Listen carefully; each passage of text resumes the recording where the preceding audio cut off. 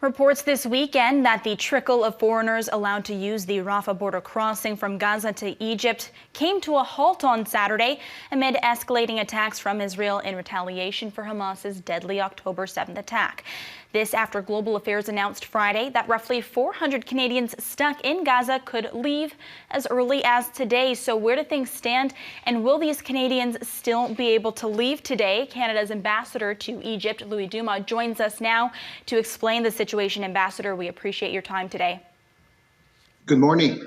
Can you give us a sense of why the border was closed off to foreign passport holders yesterday, and has it reopened today? Yeah, very unfortunately, the border was closed on Saturday, as you pointed out. I mean, we were very hopeful that 200 Canadians would come through the border on Sunday.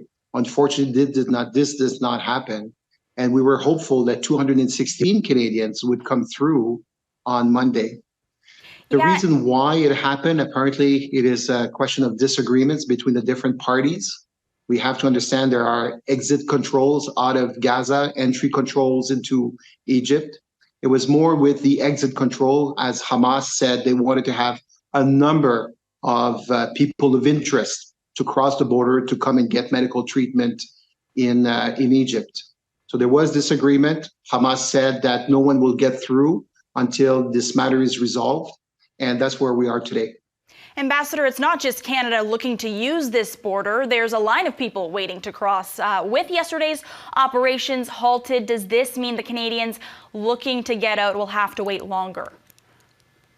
Yes, they will have to wait longer for a few days. Hopefully, we will resolve the matter as quickly as possible. I know for a fact that the Egyptians have dispatched their Minister of Health to the border, along with the governor of the region of the North Sinai, and they're working actively to resolve the matter. Patience will be the key element at this point, but rest assured, I mean, the team here in Cairo is working nonstop to go to the border, to meet with the Canadians, allow them to move forward to Cairo, and provide them with the necessary help to move forward and go to Canada as quickly as possible. So here in Cairo, it's all hands on deck. Great cooperation as well from the Egyptian government. So hopefully we will be able to move forward with the evacuation as soon as the border reopens.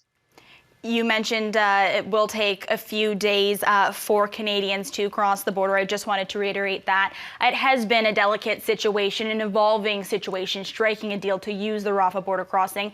We know Canada has had to resort to other ways to get Canadians out of the West Bank region, like striking a deal with Jordan. Why has it been so challenging with Rafah? I mean, here in the situation at hand, I mean, you're talking about a number of different players in the equation. I mean, one of which being, of course, Israel wanted to control people leaving Rafah, Hamas as well, who is I would say, who controls ultimately the exit from Rafah, and also the government of Egypt that allows people to enter Egypt. Well, rest assured, I mean, here in Egypt, again, to mention that the Egyptian authorities have been extremely supportive, extremely helpful in assisting 60 countries here in Egypt, waiting for over 7,000 foreign nationals to enter Egypt. And hopefully, as I said, as we do everything in our zone of influence to resolve the matter. And we're following, it's an issue that we follow, I would say, hour by the hour. We hope that the border will reopen as quickly as possible. Ambassador, your message to Canadians as we wait for the safe return of some of our citizens? I say, well, I'd say don't despair. I mean, we're working actively on resolving the matter. All hands are on deck.